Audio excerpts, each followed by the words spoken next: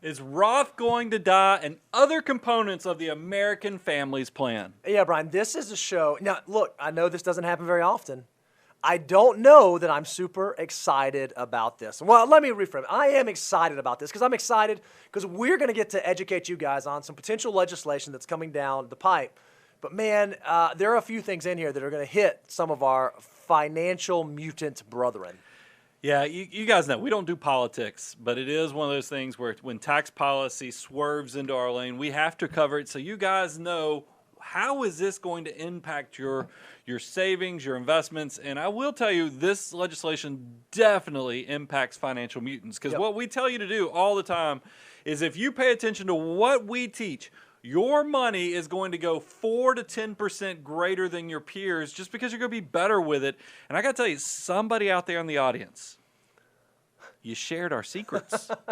I mean, it's kind of sad to me because I felt the same way. Somebody knew enough about financial planning that they're like, hey, when we're crafting this thing, it's such a small subsection of the people who use the tax code, but let's get them. I think they said, hey, you go check the Money Guy show for these secret strategies of the wealthy, and we're going to start just axing some of that stuff. So let's jump into this thing. I'd kind of like to talk about some of the key components of the legislation. And then is the headline that we put up there, I want to go deeper into retirement accounts, specifically Roth, because I think a lot of people are curious.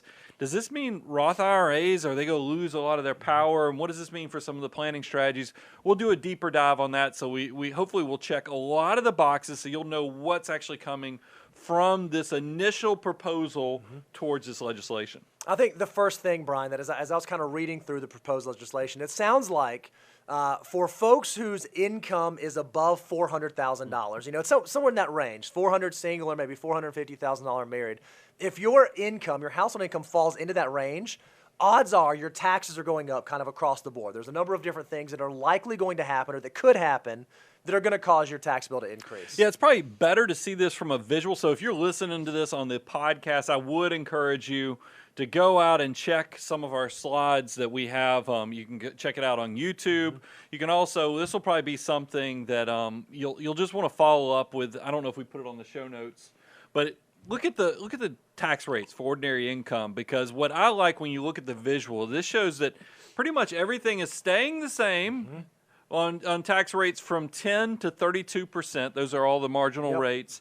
But then look what happens to that 35% bracket. It kind of gets compressed. Yep, it runs out a lot sooner, a lot earlier incomes. It gets compressed, meaning more income is going to be subject to the brand new proposed 39.6% top rate, and then 37% is just gone. They just threw that away, brought in a higher 39.6, but then lowered where your income needs to be. Because, for instance, a single person, that 35 to 37, what was 37%, kicked in around $523,000.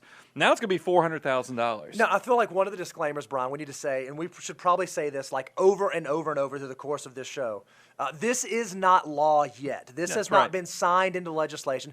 These are the proposals. So there's a chance that all of this could change a number of times before we actually have some concrete numbers to work with. But with the most recent proposal, we're sort of educating you on what it could look like. So don't sound the alarm bells yet. This is not written in stone, but this is what it's looking like it could move towards. Reading tea leaves, though, I think a lot of, based upon what President Biden laid out initially and then what came out of the House Ways and Means Committee, I think a lot of negotiation has already occurred behind the scenes. Right. So I think it is firmer than this thing getting thrown out and they're starting over completely. So I would you definitely need to be paying attention and be mindful of everything we share, so that you are understanding, is there something I need to do? And kind of getting back onto the rates here, you can see if you're married filing jointly, that 35% bracket ran all the way up into $628,000. It's actually now going to the top 39.6 at $450,000. So there's a lot of impact there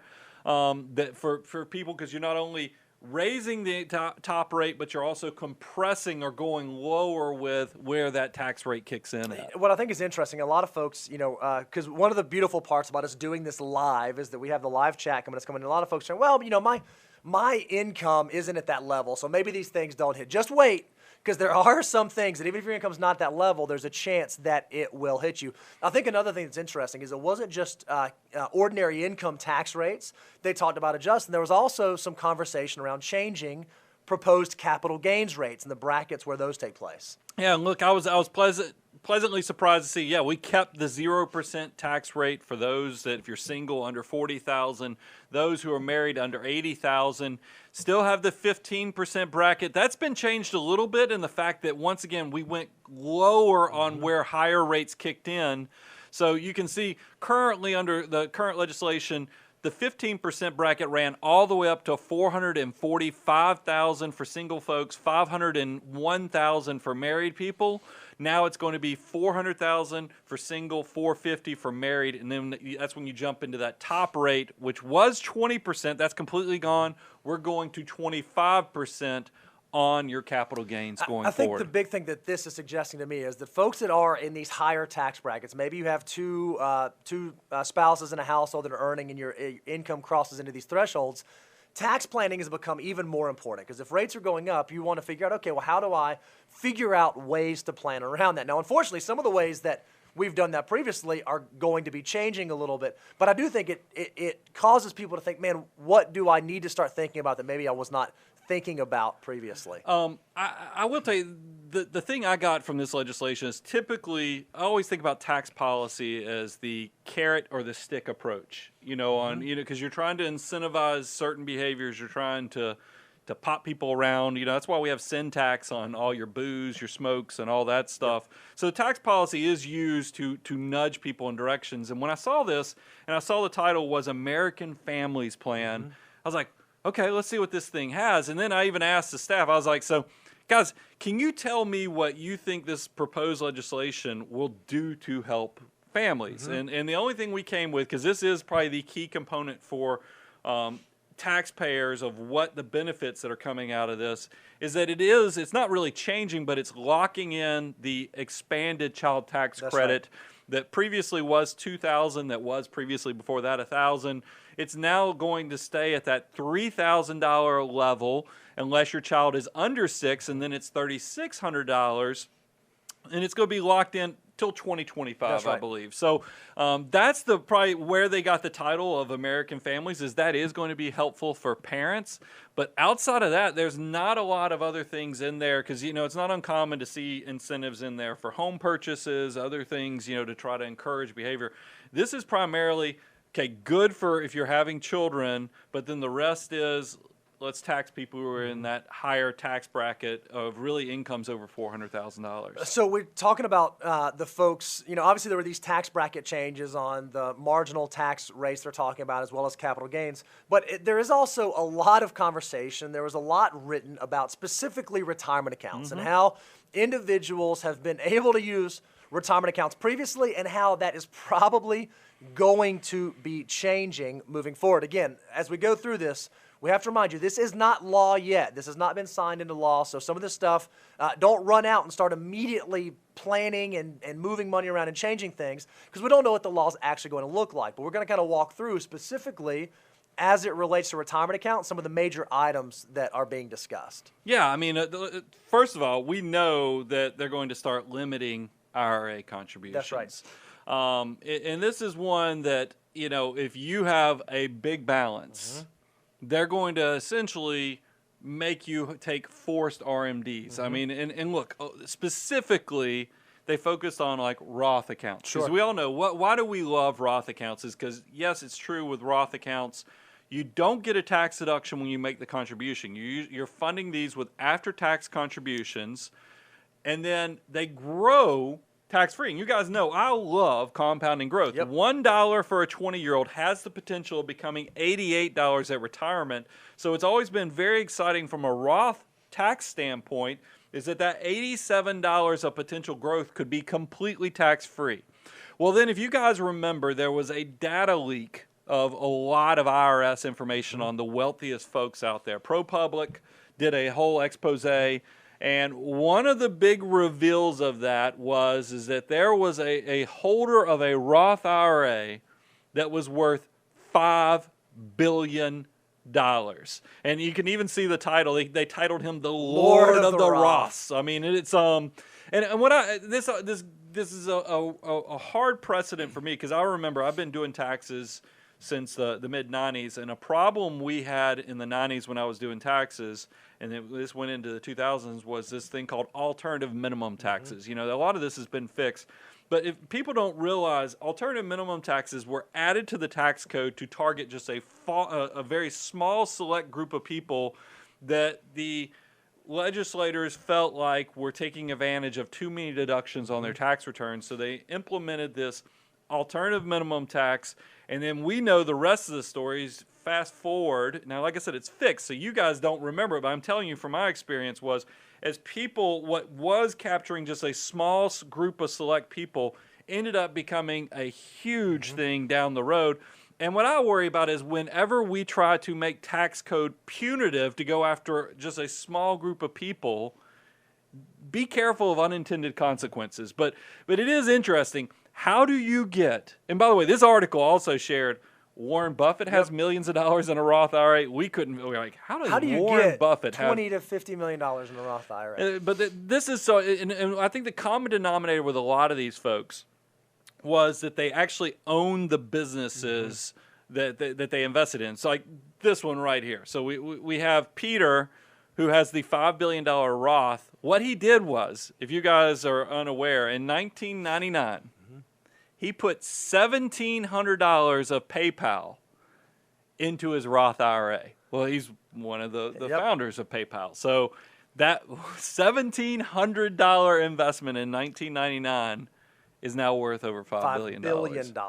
So Bo, give them the details. Yeah. What will this require? Yeah, so what's interesting is that a lot of what they wrote in there were folks who have these really, really large balances. If you have IRA balances over $10 million, you won't be able to contribute any more to them. And then if you do have balances over $10 million, you will have these advanced RMDs, and there's sort of a calculation to figure out how much you have to take out. And then once it even crosses over $20 million, you have to begin distributing that money for Roth. So there's a lot that they are kind of playing into, these folks that have these $10 and $20 million balances. But Brian, I don't think this is a bad thing to share. You know, it's pretty uncommon. I mean, we were talking about in pre-show prep. It's pretty uncommon for folks to have Roth IRA or any IRA balance in like the 10, 20, 30, $40 million, because it's just really hard to make that many contributions in there, and you have to have a really unique investment that allows that. So I think that some of this probably is not going to hit a lot of folks, right? We're talking about a very small segment of the population with these IRA balances.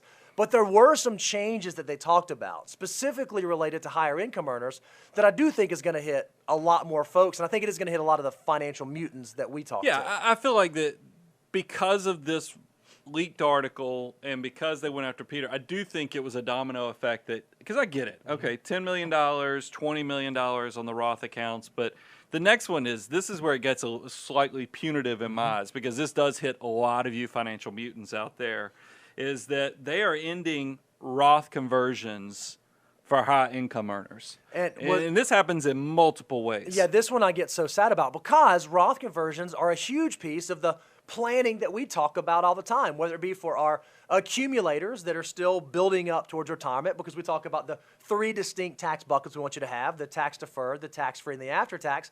Well, a Roth conversion strategy is a great way to be able to do that. Or even if you're someone who retires early and you want to begin converting pre-tax dollars to Roth conversions are a great way to do that. Well, they are now putting some large limitations that haven't been there for over a decade back on who can actually participate in these types of Roth conversions. Well, and it's not uncommon. Back pre-2010, because realize doing taxes as long as I have, back then you couldn't do any Roth conversions once your income was like over $100,000 to $150,000. Yep. So that was a limit. And then that 2010 tax code change allowed, there was no cap on doing Roth conversions, and that's what created, backdoor Roth contributions. That's what created mega Roth and all these other things that occurred.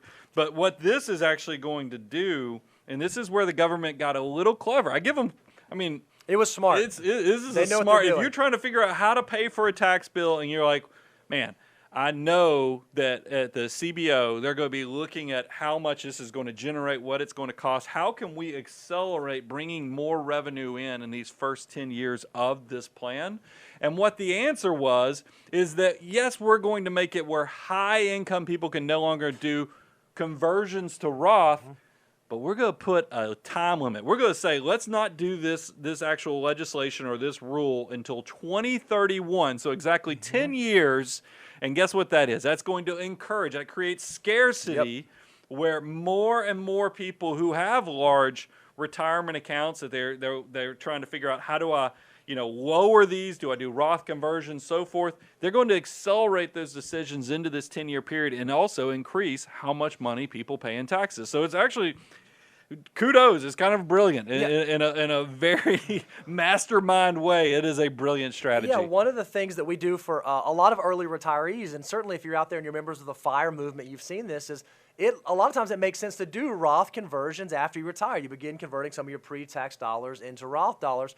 Well, depending on where your income falls, 10 years from now, that may not be an opportunity anymore. So what I think is probably going to be the natural consequence of this is there's going to be a lot of conversion planning that's going to have to take place over the next 10 years. Yeah. A lot of folks are going to have to figure out, do I want to begin converting some of these pre-tax dollars into Roth dollars so I won't be subject to RMDs and so I won't be subject to different tax brackets in the future? I think there's going to be a lot of planning that's going to have to take place in the next 10 years because of that. I mean, it is. It's going to accelerate. It's going to create a moment of scarcity where people are going to recognize, hey, we need to get some of this money converted before the deadline, where this is not even legal or possible anymore. And I think, watch what's going to happen. I think it will naturally accelerate how many people do conversions, but then imagine what years 8, 9, and potentially 10 are going to do from a tax standpoint. And that leads to, and here's the one that this is the most painful, in my opinion. This is the one that could lead to some tears in your beer. I mean, it really could. I mean, because this one made me so sad, is that we are essentially watching the death of backdoor Roth. Yeah, so both the backdoor and the mega backdoor. Backdoor Roth and mega Roth. I mean, guys, they're going to be extinct after this year unless something changes. Now, look, if you're one of these people who you can do it, you get to play the album one more time, because they're going to let you do this in 2021. So that's going to create a planning opportunity. And then there's a lot of folks. And we've been telling you, if you've been doing after-tax IRA contributions, traditional after-tax IRA contributions, but you didn't have the ability to roll this money into your 401k so you could turn that whatever balance was in these IRAs, these traditional IRAs, into Roth, guys, you probably between now and when this legislation, assuming this part of the language doesn't change in the legislation, you've got to figure this out quickly, because you're going to lose the ability to turn after-tax traditional IRAs into Roth starting in 2022. And that essentially creates a roadblock or a do-not-enter moment to where you'll no longer be able to do these backdoor Roth contributions. And if you're someone out there who you have an employer, you work for a large company, and they have 3 types of 401k contributions you can make. Normally you can make pre-tax contributions or you can make Roth contributions. Well, there's a third type that we've talked about a number of times over the past couple of years called an after-tax contribution, where you could fund an after-tax contribution into your 401k well above the $19,500 limit, and then you could convert those after-tax amounts into Roth. It was basically a way to do a mega backdoor Roth via your employer retirement plan. It's looking like it's a high likelihood that if you're someone perpetrating that strategy, you will not have the option to do that beginning next year. So again, this is financial mutant territory. This makes me so sad because I know a lot of folks, a lot of our clients that are doing this that are not going to be able to do it any longer, which saddens me because I love Roth assets. Yeah, so it's like I said, you get to play the greatest hits album one more for the next few months, and then this is likely going to go away.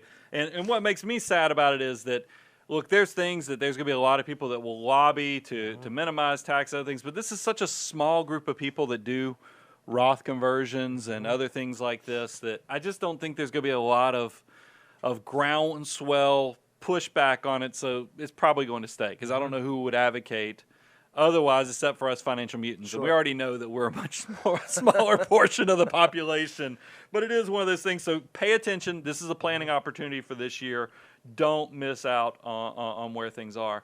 And then kind of to close out before we start taking your questions and then answering them is that the IRS is greatly expanding the limitations on what type of investments you can put into retirement accounts, IRAs. Because, look, it's not uncommon that there's a whole industry out there where you think about real estate syndicates and private equity and or private placements and so forth, where you have to be an accredited investor.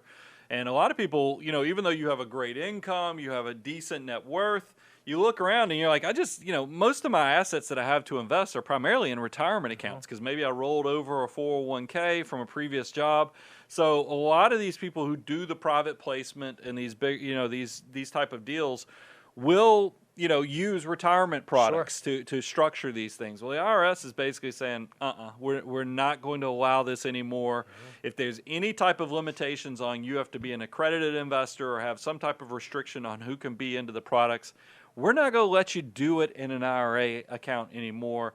I got to think if you're one of those syndicates who's buying apartment complexes and other things, this is going to be it's going to be a big hit. It's going to be bigger than a body blow. I mean, this is something that's going to have a tremendous impact on the way you can invest, because a lot of your pots of money that you were using to fund the deals is probably not going to be as accessible now. They're also going to limit, if you are an owner of a company, how you're able to value the company inside of IRA. So the whole way that Peter Thiel was able to build his Roth to $5 billion, they're sort of doing away with that. And they're also doing away with owners of companies, how much they're going to be able to hold inside of the Roth depending on their ownership. What I think is really interesting, Brian, is I feel like a lot of this stuff was aimed at a very small segment of the population, right? Like it was aimed at a very small slice. However, there was like one or two things that hit a lot of financial mutants. And man, I would have just loved to have not seen those things in it. I would have loved to have seen those allowed to continue on, so that those folks who can put in a little bit of extra research, a little bit of extra homework, can still continue to implement these strategies. I'm sad to see that they're likely going away. Well, I don't like to transition into the Q&A section feeling sad about stuff. So I always like that having that optimist mentality. Let's talk about the things that weren't in here, that were kind of proposed from the White House, the positives of things that were going to be changed in the tax code that didn't actually make it in here. And look, I'm still also an optimist in the fact that they changed the rules. Yeah, sure. There's going to be planning opportunities. I have no doubt, and this is why our job is always secure, is that the financial world is ever evolving, and you're going to need somebody to be your tour guide or somebody who goes out here and is nerdy enough to go read all this and figure out, what does this mean for me specifically and my goal of reaching financial independence? We are those navigators. And Abound Wealth and all of our financial advisors, we work on this type of stuff. So that's an opportunity there, is that the more complex, the more it changes, the more we will be equipped to help our clients, our listeners. You guys will benefit and continue to be financial mutants. But here's some things to celebrate. They did not take away step up in basis when you pass away. This was a big one that we thought was likely to be in there. Essentially, when you pass away owning assets, one of the things that happens is you get a step up in basis to fair market value on the day of your death. So if you're leaving businesses or investments or real estate to heirs, it's a really valuable benefit to not have to trigger taxation for that next generation. We thought that it was potential that that'd be going away altogether, and none of that language was in this legislation. It is important to note, though, they did take it, the exemption right now on individuals for their estate tax purposes is, a little over $11 million a year. It's going back down to 5 to 6 million. It's going to be indexed for inflation. So that is what the level your assets can be at in your estate before you have to file an estate tax return and then pay estate taxes did get cut in half. But I was very happy to see the step up in basis was not taken away, because that was threatened to happen. The other thing is, for a period of time, and I don't know if these were trial balloons put out there to see how the public responded to it, but it was talked about that capital gains were going to match top marginal rates, meaning that there would be no difference between what is investment money, capital gains money on the gains you make there, versus what you make in ordinary income activities. So that was probably going to have an impact on investing in general, your behavior, because it took away some of the incentives of, you pay lower taxes because it's always usually after-tax money that goes into this. It got mitigated or moderated down to, instead of matching ordinary high marginal rates, 25% is now it did go up, but it didn't go as high as the 39.6. Yeah, so it's interesting. We're going to stay abreast of this as we continue to get additional information, as there are different additional things released.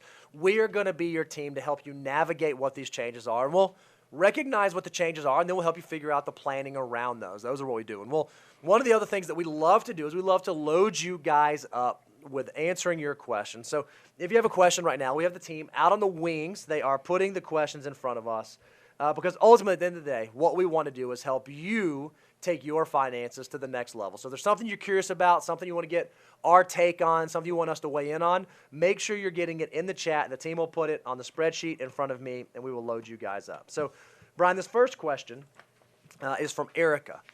Erica says, I have a large lump sum, around $300,000, that I've been dollar cost averaging into the market, and I still have about $100,000 to go. The S&P is down a little over 4% from all-time highs and could be down even more when I invest this month's payment. My question is, in times of market volatility, should I accelerate and put everything in? Should I pause my dollar cost averaging and wait and see what the market does? Or should I just go ahead and pull the $300,000 of the market out and wait for a correction? If it's already down 4, that means it's going to keep going down. This is a great question. And by the way, it's very timely in the fact that I got a call just yesterday from one of what I consider my ground floor first clients ever. He has a company with lots of employees. They do all kind of unique structures for funding, employer funded, very generous company. And he was like, hey, I see the market's down. Should I go ahead and fast forward the employer match for the third quarter instead of waiting? Typically we do it a few weeks after we get the next quarter. And I was like, well, look, here's the thing, is I was like, when you have markets that volatility starts seeping in, I think this year's kind of been surprising to me. Lots of big news articles and other things, but there really hasn't been a ton of volatility in 2021. So I think the fact that we had a day where the market was down several hundred points, people are like, oh, the financial mutants, and you wake up and you're like, I want to go throw some money at that. I always tell people, look, be patient. Don't do anything different behaviorally for a 2-3% day. What you're really paying attention to is what happens over a period of time. And when I think you can be opportunistic with your dollar cost averaging plans when you start seeing bigger movements. And let me give you a case in point on this, is that an example, 10%, I'm kind of perking up a little bit. I'm paying attention, and maybe I am saying, hey, maybe I do accelerate, put a little bit extra in this month's dollar cost average. And without a doubt, but it would still need to feel like some trends were going to happen that this was where it was at, because the real opportunity, and this is the one you want to kind of set your clock to, is once the market hits bear market status, it loses 20%. And if you're part of a dollar cost averaging plan, once it loses 20%, every day that the market has another percent or 2% drop, because these things, bad news usually follows together, there's nothing wrong with you accelerating investments into those periods. So pay attention once you cross 20%, and then consider accelerating monthly contributions every time the market loses 2%. There's been a lot of research. I did that with Fritz at Retirement Manifesto, and you can really turbocharge your long-term returns, because there's a lot of history in the fact that when markets are down 20%, from a valuation standpoint, you're getting access to some of the best dollars when it comes to investing. The only thing I would add to that is, to thine own self be true. Know who you are when it comes to investing. The reason that we even do dollar cost averaging anyways is so that we can remove emotion from the equation. True. If you're someone who thinks, oh man, I'm going to be watching the market every day and I'm trying to decide, do I buy at 9 a.m. or do I buy at 2 p.m., if that's going to drive you crazy, maybe don't even try to get cute with it. Yeah, there are certainly things you can see. If the market's down 10%, 20%, you can do sort of an accelerating dollar cost averaging. But if it's something where it's going to cause you to potentially make poor decisions when it comes to how you're doing your investment portfolio, there's nothing wrong with just dollar cost averaging a fixed amount over a fixed period of time, because then you remove all the emotion. It's sort of this set it and forget it, don't look at it. You're still going to be fine 5, 10, 15, 20 years from now. So don't allow yourself to get so creative and so dialed in that it causes you to over-focus and become over-controlled by what's supposed to be something that removes the emotion from the equation. I think that is a solid point. What is the why on why you even have a dollar cost averaging plan? If it's because you're a person who's skittish, then yeah, I think probably a setting and forgetting it is a smart move. If you're more of a technician, financial mutant type, that you look at this as opportunity. So definitely you nailed it. With know your why, know who you are, and what's going on with the investment, so you can figure out where you are on that throttle of taking advantage of dynamic dollar cost averaging. Love it. All right, this next question is from Bruce. Bruce said, I make $35,000 a year, and I'm able to save 25% by maxing out just an HSA and Roth IRA. Should I contribute to my 401k? I don't have a match at all since I'm already saving 25%. Can I move to step 8 of the financial order of operations, or should I keep saving more? So obviously Bruce is familiar with our financial order of operations. If you're not familiar with it, you should go to moneyguy.com/resource. We have a free deliverable that will walk you through the 9 tried and true steps of what you should do with your next dollar. So what he's saying is, I'm maxing out my Roth and I'm maxing out my HSA and I'm hitting 25%. Can I just jump straight to step number 8, or should I put something in my 401k? This is why I love the financial order of operations. It really does try to account for all scenarios that come your way. And now, this is the free deliverable. It does a great job because you can actually, we don't hide it. We just tell you what the 9 steps are. But this is one of those questions, Bruce, where you probably need a little more into the weeds of the full course. Because if you go to learn.moneyguy.com, we actually have a full course on this, because this is where we differentiate. And I'll go ahead and share with you how this plays out. He mentioned something very key. He talked about step 8, but we also know what's in play here is step 2, because we got an employer plan. We know that he's talking about Roth and HSAs, and then we also know step 6 is max out retirement. So how do we get here? So let's just kind of walk through this. His employer plan doesn't offer a match. Well, step 2 is employer match. So if there's zero employer match, then we can move on to step 3. You know, and if I'm assuming, based upon this question, there's no high interest debt. So we go to step 4. I'm assuming his emergency reserves are in a great place, because he's already asking, hey, I'm saving 25% of my income, but 25% because my income's at $35,000 a year is fulfilled with just my Roth and my HSA. So that is, he's already hit hyperaccumulation. So since he's already hit hyperaccumulation of saving 25% of his gross income, he kind of, look, if he had extra money that, you know, or if he was in a higher income situation, he probably would get pulled into step 6, is where to get to 25%, the Roth IRA wouldn't be enough money plus the HSA to reach 25%. You would need to top off at step 6 with the max out retirement, but he's already at 25%. So he goes to step 7, hyperaccumulation. Well, and this is something that you could have a little bit of discussion on, the fact that, because what I like about hyperaccumulation, that's 25% of your gross income going towards long-term investments. But you want to get into the triple, you know, the 3-bucket strategy here. Your after-tax, which is your brokerage account, your tax-deferred, which is probably your employer matching account for somebody who's in a lower income situation like this, and then your tax-free bucket. We like to have a mix of all 3. He gets to kind of move forward, because think about when you're at $35,000, saving 25% is going to be so powerful, because he's still close to the social safety net. Social Security is going to be a huge portion of his retirement. He's not living off of, he's not spending a ton of money. Plus, you stack on top of that Roth money, you stack on top of that HSA money for medical expenses. He's going to be set, because you can always get access to that Roth principal payments, even if he retired early. Really powerful. So, yes, I would say, Bruce, you have reached step 8. If you're at $35,000, it shows what a financial mutant you are to be able to save 25% of your money, making $35,000. It's impressive. Kudos that you are that disciplined with your lifestyle. But that's what I love about the financial order of operations. If you're a lower income financial mutant, we got you covered. Yep. If you're a person, you're a financial mutant, and you're hit by the new tax legislation, we got you covered there too. That's why I love it. Just like in mathematics, because that's what we all know. There's a mathematical order of operations. Please excuse my dear Aunt Sally. I mean, we all know how you do math. Money is the exact same way, and you can take advantage of that. I love it. Go check out learn.moneyguy.com if you want to dive even deeper into that. This next question, Brian, is from Josh. Josh says, I will be buying a house, and I currently own a condo. What should I consider when deciding if I should rent out the condo or just sell it and invest the money? So I remember when I was in college, Brian, there was this book, I think it was by David Bach, called The Automatic Millionaire. I may be getting that wrong. But it was this idea of I buy a house, and then when I buy my second house, I just keep that house and I rent it.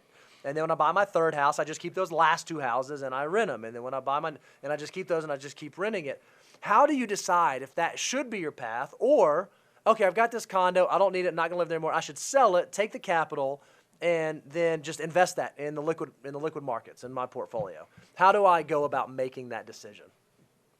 There are a few things you need to take into account from a tax planning standpoint.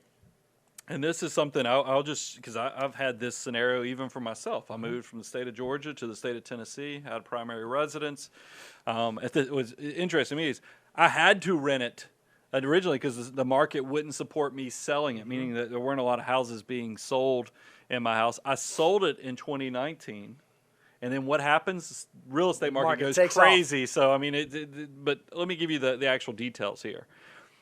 It is great to turn your primary residence into a rental piece of property if there's not appreciation, because there is a really quirky little carrot that is put into the tax code for people who have primary residences. And here's what that carrot is. Because remember, home ownership's a good thing. And I always talk about tax code as a carrot and stick approach. They want to encourage people to own homes. Your primary residence, if it appreciates, single people can exclude $250,000 of gains.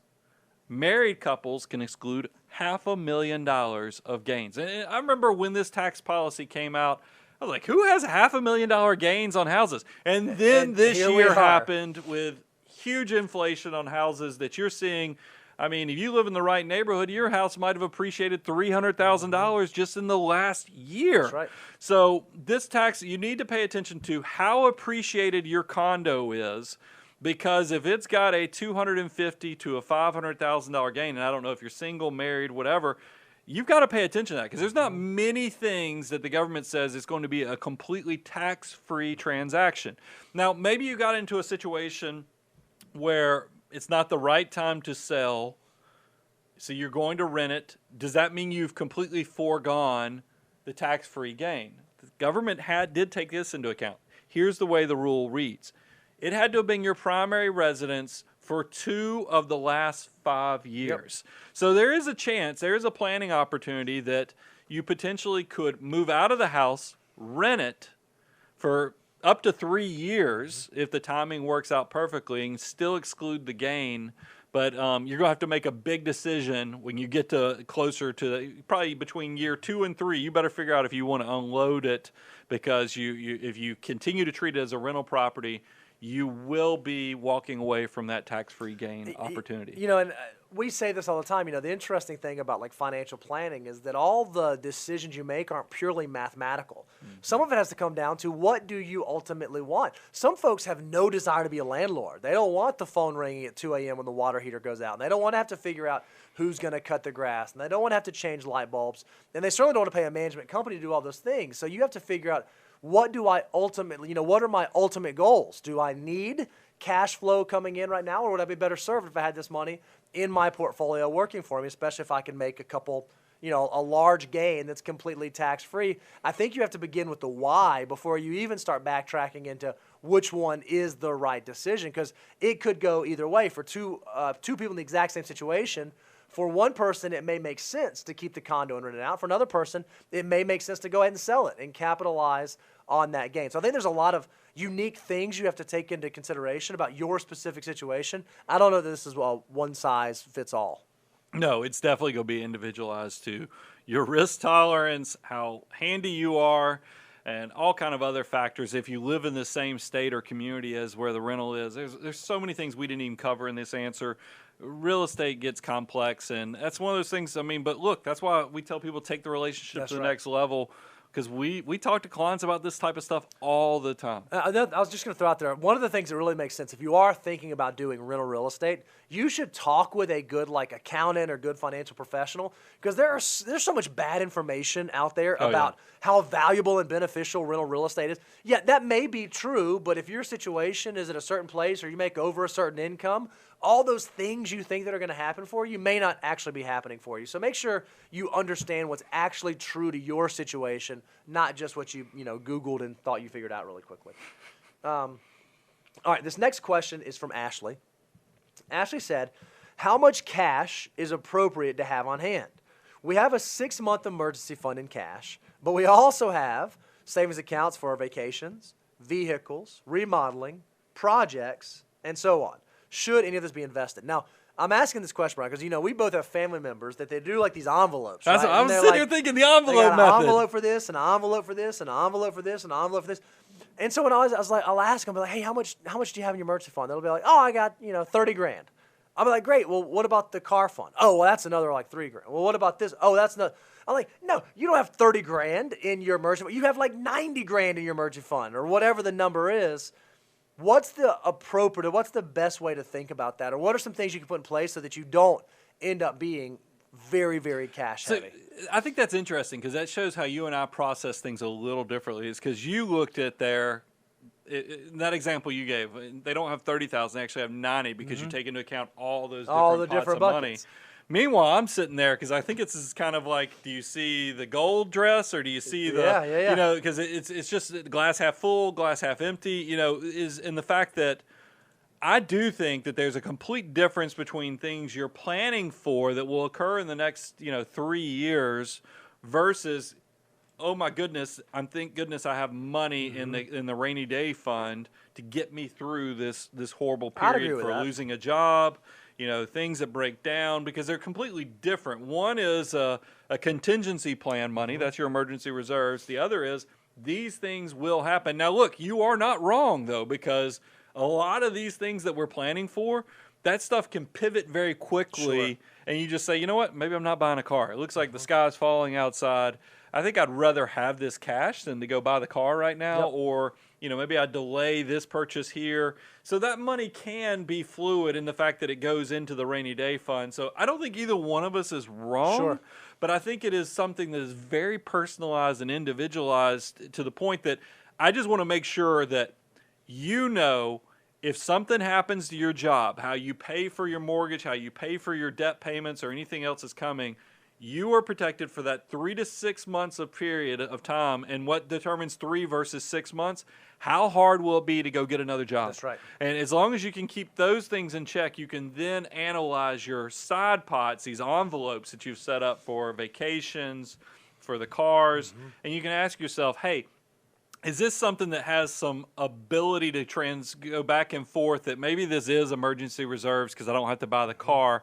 You just want to kind of have a plan that encompasses all of it. And that's why financial planning is not just, it's not where you have a plate of food, and if you're one of the type of people that you have to eat all your green beans before you can get to mashed potatoes, it doesn't necessarily work that way. Well, financial planning is something where it's more like a casserole, and the fact that you're mixing stuff up in a lot of different ways, and you have to take it all into account. Yeah, I don't know if that works. I just made that up on the spot. While we were recording that, I can tell that you're hungry too, because it's right around lunchtime. Because I was sitting there thinking, man, that sounds delicious. I'd like to have a casserole. Yeah, I'd like to have some green beans. That right now. I get it. Oh, that's hilarious. All right, great question, Ashley. All right, this next one is from Kay.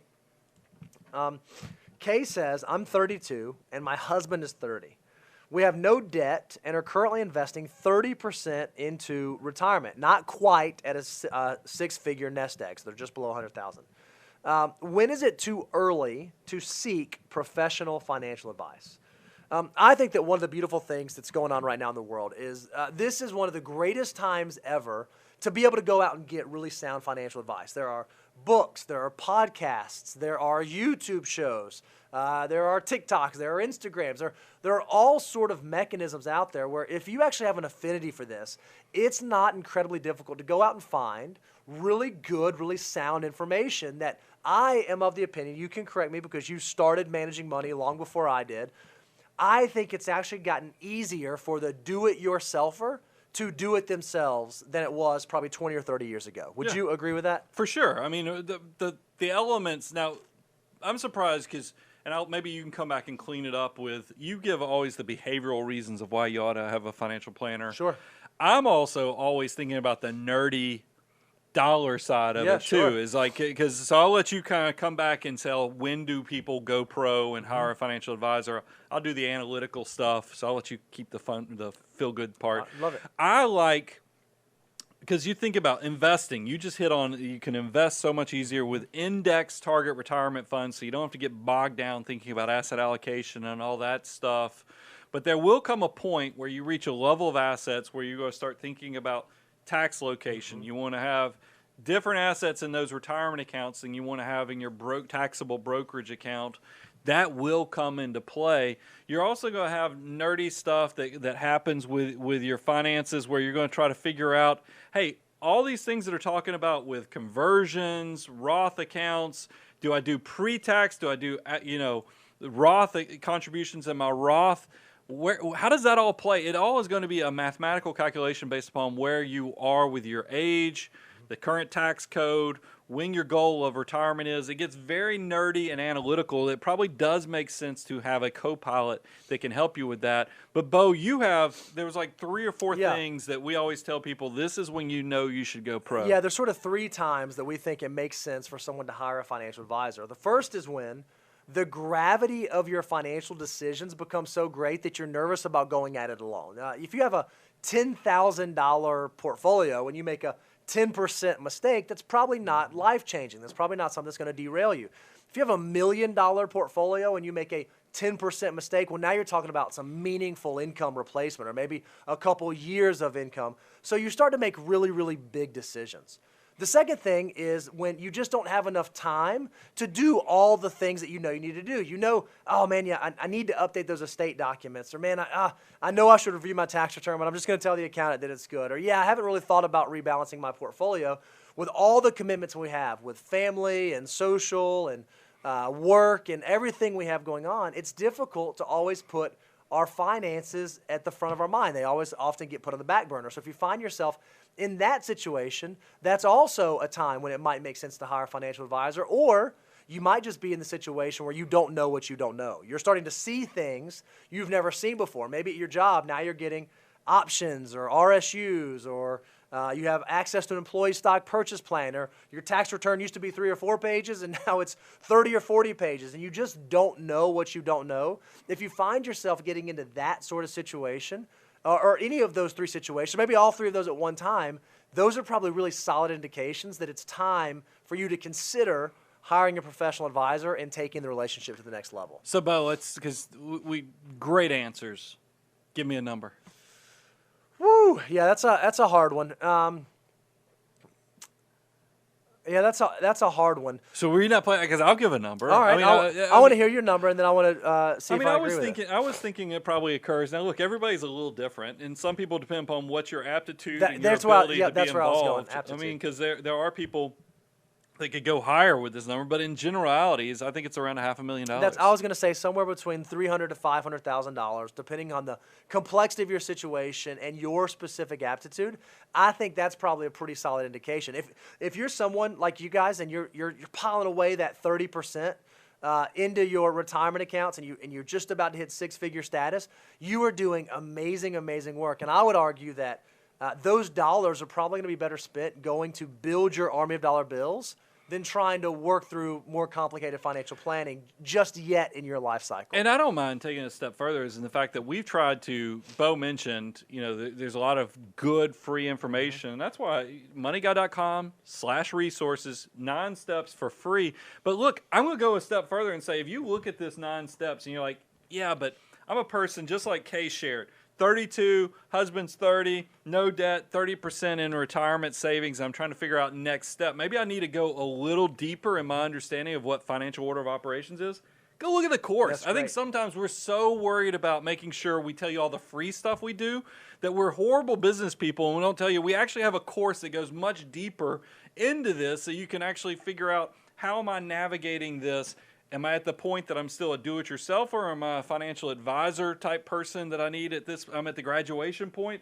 Visit learn.moneyguide.com, and you can go much deeper with the course because it's going to help that person who's kind of to accelerate as they're trying to figure out if they need a financial advisor. And you guys should just kudos to you guys. 32 and 30, no That's debt, great. saving 30%. That's huge. You guys are absolutely crushing it.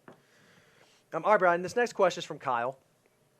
Kyle said, does money in a 529 count towards your net worth, even though it is for your children? And maybe let's expand upon this.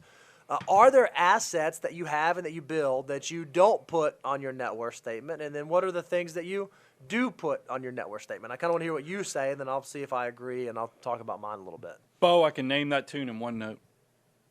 Okay? No. No. That's not going to play well for a highlight video. I need a little more than no. Let me go deeper. Is that I think there are, and you tried to set it up, but I felt like I wanted to keep it simple, and then we'll now give a little more depth to it. Is that 529 accounts, ABLE accounts, and any of those type of things that you are saving, you've created a priority and you're saving for someone else. It is very noble. It is great that you're at the point that you can not only save for yourself, but you can also help out your children or other loved ones. But it is primarily a disclosure on your net worth statement. It is not actually on your net worth statement. So you don't put 529 accounts. You don't put those ABLE accounts for your special needs children. Those things, like I said, are more of disclosures or something you want to make sure if somebody was discovering, if you left the earth tomorrow and somebody need to have breadcrumbs of what you had going on financially, you want to make sure they're aware of it. Mm-hmm. But I don't think you can count it as your own assets because they're for the benefit of. That's why they always put FBO in a lot of these accounts. For the benefit of someone outside of yourself, not yours. I'll just give you two more little net worth hacks. You also don't list the value of life insurance on your net worth statement because it only becomes valuable if you die, right? You could put cash value. You could put the cash value of a life insurance policy, but that just gets into a whole other question. So I think, why do you even have cash value? Yeah. I think that your life insurance is a great thing to put on the footnotes. And then one of the reasons, again, coming back to the why do you keep a net worth statement? Well, you want to see how your wealth is growing through time. So one of the things that I'm doing, and look, maybe this is bad. I don't know. You guys can tell me this is a math crime. I want to know on my net worth statement, how much are my investments going up and how much am I saving and how much is my debt going down? So how much is my net worth changing? One of the things that I try not to do is for assets that move rapidly but are not easily liquidatable, like a primary residence. I try not to get really, really excited on my net worth statement and start valuing my primary residence at what Zillow's telling me I could sell it for today. Well, while it may very well be true, I'm not selling it today. So on my net worth statement, do I really want to show that it has that much value? I don't know that's going to be an accurate representation of how much my wealth is actually growing over time. Do you have any thoughts on that? We've talked about this before, and this is actually developing more to give more guidance on it. And the fact that I think you should value real estate at cost if it is the lion's share of your net worth. Meaning, I'm specifically talking about your primary residence, not investment property, but your primary residence. Because I have too many people that write us and say, I'm worth $2 million. And then you find out from reading a little bit further, $1.5 million of that is a paid-for house out in California. They don't have hardly any savings and investments and stuff that you can actually live off of. That's a problem if all of your net worth that you think is building financial independence is all built into your primary residence. That ship doesn't sail, that motor doesn't run. But if it's a small portion, maybe you are a financial mutant that's reached, you're now at that point that you're reaching 7-8 figure net worth.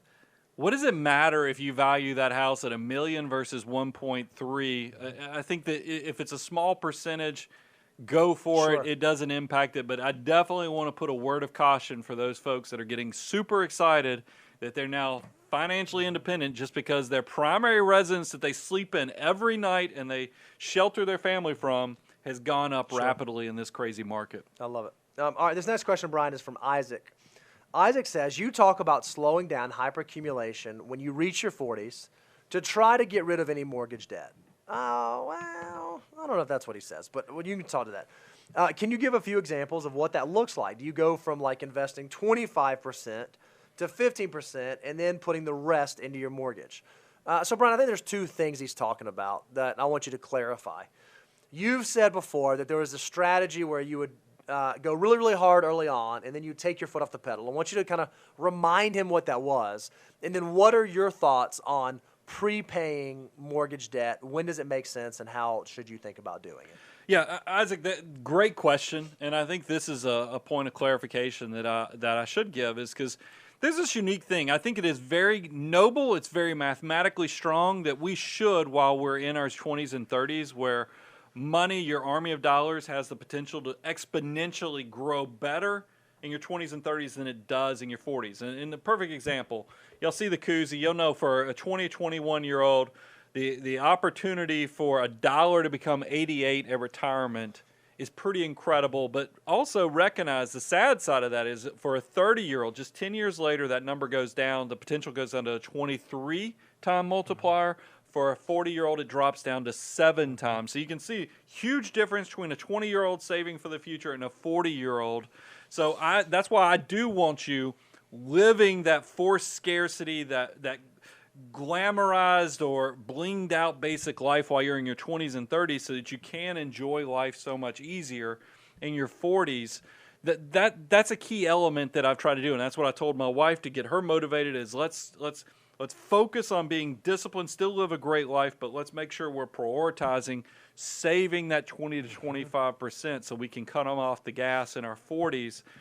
So that number is still 25%. When you're talking about the financial order of operations, as you're going through these steps, there is a savings habit of 20 to 25%. I don't know that it necessarily goes away. It's just that as we're trying to use the financial order of operations, we're trying to figure out what happens to those dollars above the 20 to 25%. And if you're at step 8, I mean, because that kind of is at the point to where you can start doing 529 for the kids. You can start saving up for that trip to some exotic land where you're taking the whole family on a cruise or Weddings, something like maybe. that, or weddings and other things like that. But it is that same discretionary decision making with the excess above and beyond the 20-25%.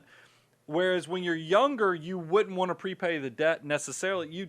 There's nothing wrong with it coming back to that in step 9 because it's all mathematical at that point. In the fact that if you have a 2.5% mortgage and you think your money at a minimum can make 6%, it feels weird to incentivize paying off a 2.5% mortgage. But I'm telling you, when you're in your 40s, it's okay because you're not just trying to maximize wealth creation. You're also trying to work on keeping your wealth at that point too. And there's a key transition that occurs on the risk taking.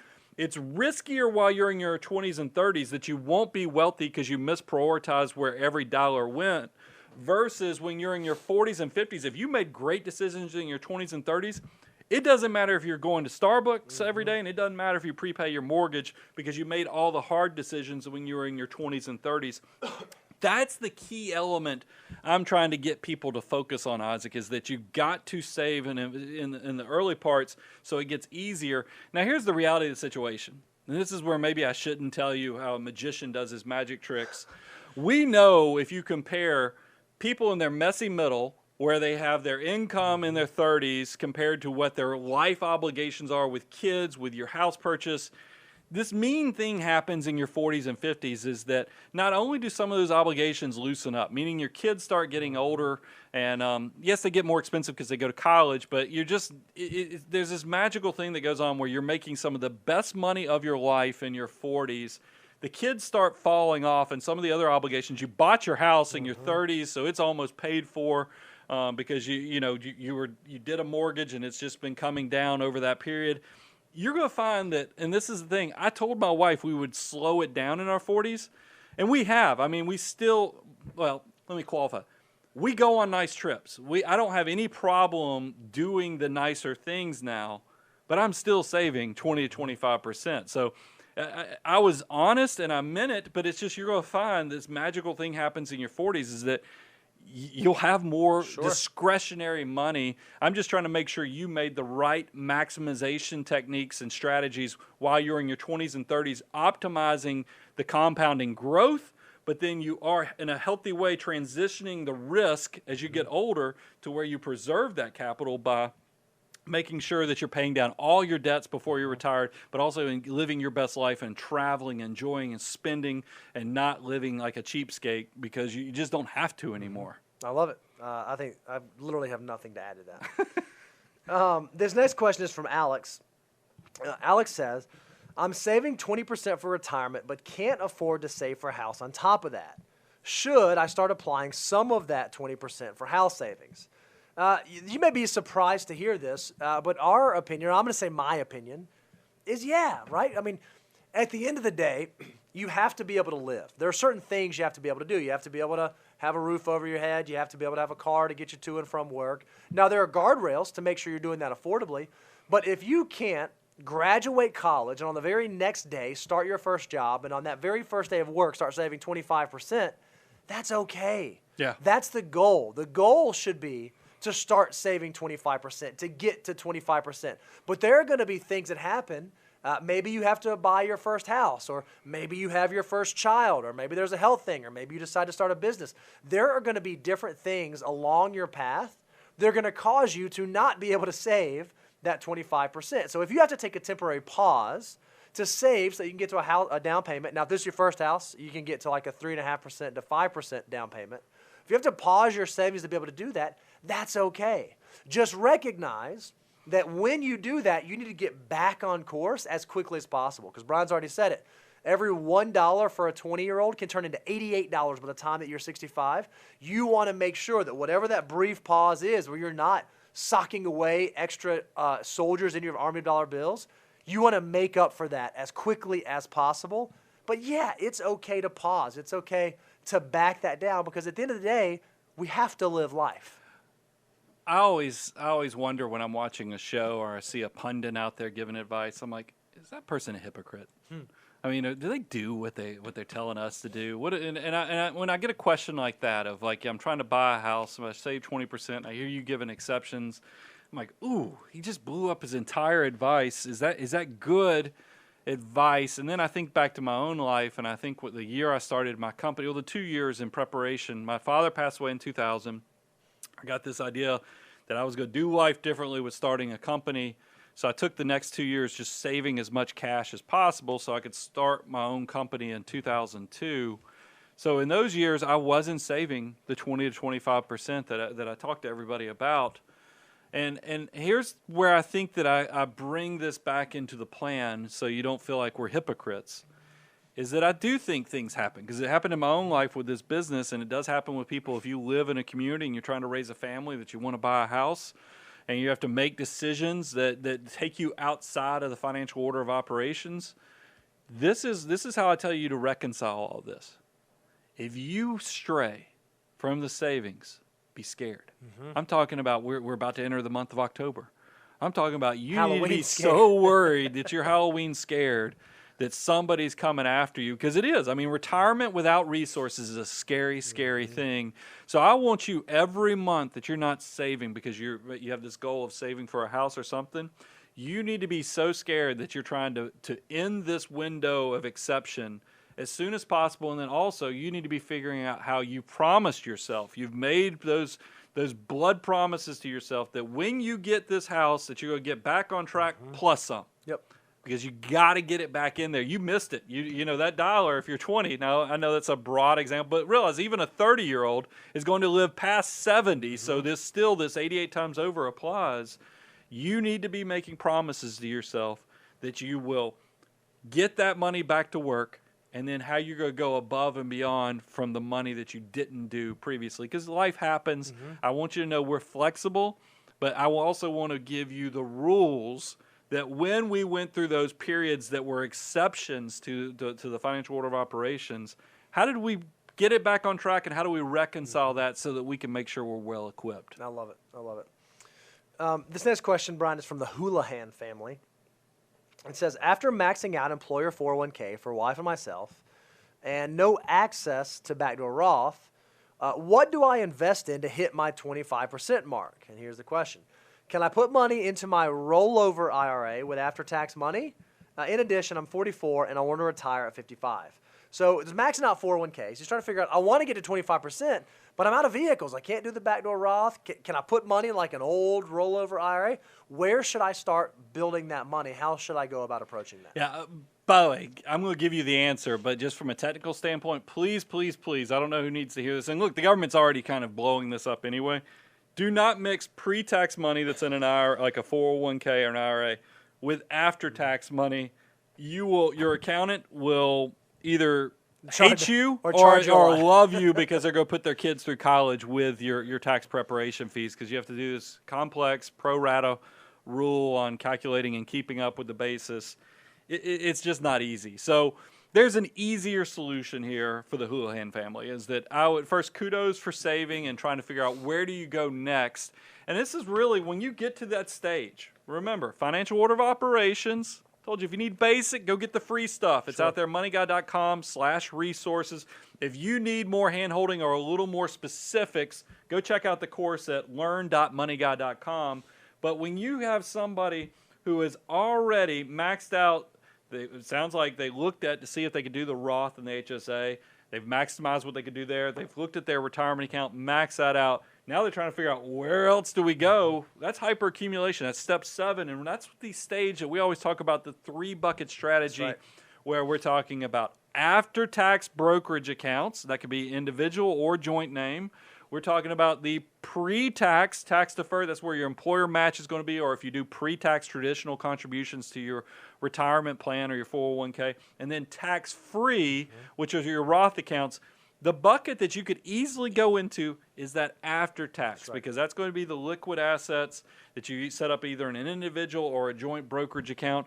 And a lot of people get confused. They think that those after tax just is like cash reserves or something. No, you can buy the exact same index target retirement funds that you're buying in Roth IRAs and other things. You can buy those things into your brokerage account as well. It's just they're housed in a totally different tax structure type of vehicle. What I think is amazing is people don't often realize how valuable that third bucket is, that after taxes. It's amazing from a tax planning perspective when we come through something like 2020 COVID downturn. One of the things we were able to do for our clients was tons of tax loss harvesting inside of those taxable accounts. Another thing that those accounts can do is they can be your bridge money if you are leaving the workforce before 59 and a half or before 55, or maybe you just have another investment opportunity that comes up, a business opportunity or a real estate opportunity. That after-tax bucket can be dollars that can be used for those initiatives. So there's nothing wrong with beginning to build wealth there. A lot of people think that that's just too simple, that's too easy. I need something complicated like an insurance product or some of the, no, keep it simple. If you're trying to get to 25%, you've already maxed out all your retirement options, go open up just a regular plain vanilla, either individual or joint brokerage account, start dumping money in there on a monthly basis, and you'll be amazed at how valuable those dollars will be in your overall financial plan. No doubt. This next question, Brian, is from Brendan. Brendan says, hey, I'm getting a raise next month. I'm planning on increasing my retirement contributions. Should I start putting that increased amount into a brokerage account with broader mutual fund options, or should I increase the amount in my Roth 401k to get up to that 15%? So how do I decide? You know, I've heard you guys say when you get a raise, save a portion of it. Allow that to be the thing that grows you up. Well, I've got this 401k, and it's a Roth 401k, and the options are okay. Would I be better served doing that? Or should I go look at like an after-tax brokerage account? Should I go look at doing that? Because then I have access to a wide array of investment options. How do I go about deciding which one makes the most sense? Did Brendan give us his age? He did not. So, I mean, look, sounds like we're going to talk. This is why financial order operations is so awesome, is because it really does play into all these different scenarios. But go download the Financial Order of Operations access. Look at the course if you need to go deeper. moneyguy.com/resources. But it is one of those things where if you haven't reached 25% into the Roth IRAs, the HSAs, and then your Roth 401k, get to those levels, just because as we're finding out from the new tax policies that are being presented, Roth money is very valuable money. So valuable that the government is changing tax policy to make sure you don't get too much of it. So if there's something where they're trying to reduce the supply of it, that means that it must be that valuable to you that they're scared of giving you too much of it. So don't miss out on that opportunity. But there will come a point that after you get to 25% in your Roth, if you're not reaching, if you haven't reached the full 19.5, but you reach 19.5, if you're trying to save 25%, but that 25% doesn't reach the full 19.5 because you did the HSA and the Roth, then yeah, you could get to step 7, which is hyperaccumulation, where you have the 3 bucket strategy and figure out your after tax. But I don't know that I'm hearing that in his case. So you might just be living in step number 6. In step number 6 with maxing out that Roth 401k. Yeah, I think I completely agree, and I love it that and realize the beautiful part about the Roth is that those dollars grow tax-free forever. In the after-tax account, you actually have to pay tax as those dollars grow on a year-over-year basis. So I think, again, if you're working through the financial rule of operations, you got to do step 6 before you jump to step 7 in your specific situation, and I don't think that you will be upset about that. All right, Brian, this next one, this is an interesting one. It's very on point based on some of the legislation that recently come out. Now, it's long, but I want you to hear me out on this. All right, Carlos says, I'm 24 and my spouse is 23. We're maxing out our Roth IRAs, our Roth 401ks, and our HSAs. Wow, at 24 and 23. 24 and 23.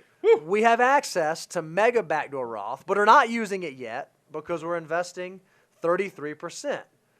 We're concerned about investing in these Roth accounts because they will grow to $10 million by 55.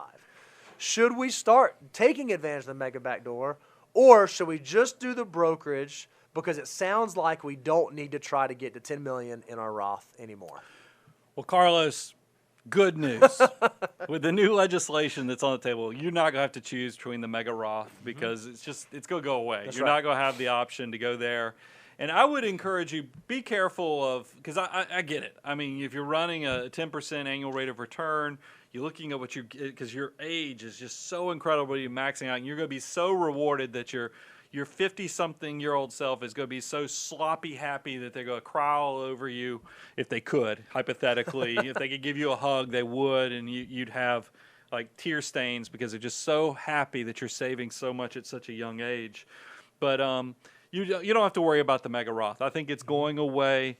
I wouldn't let the $10 million scare me from saving in those Roth accounts while you can, because as you see, and I've shared this in another answer too, is that Roth is so powerful that they're literally changing tax policy to limit how much you can. So it just shows you how important every dollar that you can put into Roth, especially in your 20s, consider taking advantage of it. Now, I recognize somebody who's my age that you have to pay more attention to what your tax rates are, what your tax rates will be in retirement. But somebody who's that's in their early 20s has the ability to save so much money. I'd go full speed ahead into those Roth accounts, and then don't let tax policy, because what's the saying we say? Don't let the tax tail wag the dog. I mean, don't, just because you project you're going to have $10, $15 million into your retirement accounts, don't let that change your behavior. Stay on point. And then I do want to give you one word of caution, because you're married.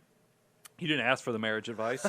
Just make sure that you're also living your best life in your 20s too. Is I want you loading it up. I want you saving that 25%, but I want you to have that bedazzled life in your 20s and 30s. So when you look back in your 40s and 50s, you're not only super excited about how much you saved, but you're also super excited on the way you did your life in your 20s and 30s. Because I do think that I'm an optimist, and I think there's a win-win way that you can have the best of both. You can save for the future, but also making sure you're enjoying each stage of your life. Yeah, the only thing I'm going to add to that is at your age, and I'm a little longer in the tooth, not a lot longer, but a little longer in the tooth.